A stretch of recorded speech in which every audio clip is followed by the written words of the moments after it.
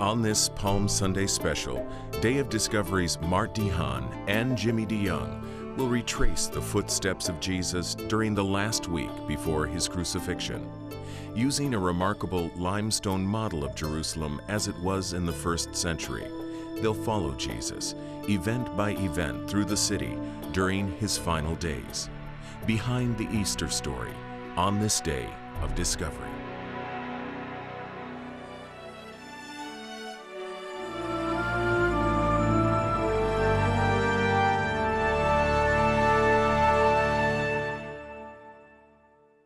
For 3 years, he'd captured the attention and hearts of his Jewish brothers and sisters. So when Jesus arrived in Jerusalem the week before the annual Passover celebration of Israel's freedom from slavery in Egypt, he was greeted by a large crowd of admirers who laid palm branches and cloaks on the road in front of him. They did this as an expression of their belief that Jesus was the one their prophets foretold, the Messiah who would again free them from their oppressors. By the end of that week, however, many were ready to assign him a criminal's fate. Boker Tov. I've just greeted you in Hebrew by saying good morning. We're here in Jerusalem at the Israel Museum. Behind me is a model of the city of Jerusalem 2,000 years ago in the times of Christ. We're going to try to make this model come alive for you today as we retrace the places and route of Jesus in that last week of his life, moving toward his death, his resurrection, and then we'll end up at the Mount of Olives, the place of his ascension. We'll follow the Easter story using this model and the New Testament record of that week. Jimmy's going to stay with the model. He'll be pointing out the specific places and routes from here. And you're going to go into the city, aren't you? I'm going to climb into this model. No, I'm going to emerge on the other side, Jim. Yeah, he's going to go into the real city, and he's going to show you the places as they are today. Here at the Israel Museum, the tourists are already starting to arrive this morning. Their guides will be explaining the city of Jerusalem at the times of Christ. At that time, Jerusalem was under the Roman Empire, and the Roman leader had appointed Pilate as the governor of this region, Pontius Pilate.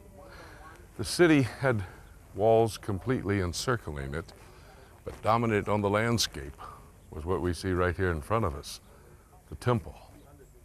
Titus said this was the most beautiful building that he had ever seen. The rabbi said if you'd never seen Herod's temple, you'd never seen a beautiful building. Some believe the temple was as high as 21 stories. This is what Jerusalem might have looked like at the time of Jesus. On a 1 to 50 scale, we're looking at a limestone replica. This is the city, and these are the streets that hosted the unfolding events of the most important week in human history. Next to the temple on the north stood the Roman fortress of Antonia, which housed a Roman garrison to keep the peace in this Jewish city. Looking from the south, we can follow the Kidron Valley up and along the ridge where David's first capital stood. Farther up, we again see the temple, but from the south. Looking from the west, we can see the grand palace of Herod the Great, who died shortly after Jesus was born. But the tragic and triumphal events of that last week for Jesus began on the eastern side of Jerusalem, just opposite the temple. On that day that Jesus came into Jerusalem with his disciples, he would have come down into the city from the Mount of Olives behind me and enter the eastern gate. That day of the triumphal entry, we celebrate as Palm Sunday. Mart De Haan is there on the Mount of Olives right now to help us remember that day.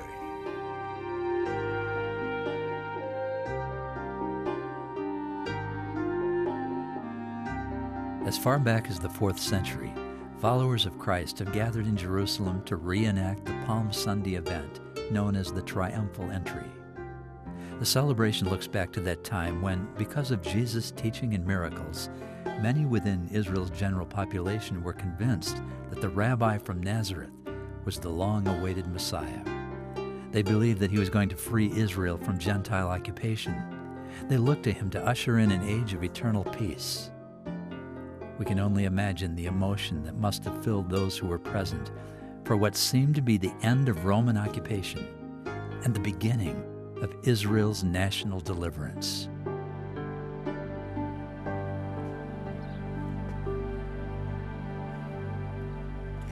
Here on the Mount of Olives, the slope is steep and the view of Jerusalem is impressive, just as it would have been in Jesus' day. During the 3 years of his public life, he would have made several trips to Jerusalem, but he spent most of his time in the Galilee, teaching and doing miracles and drawing the crowds.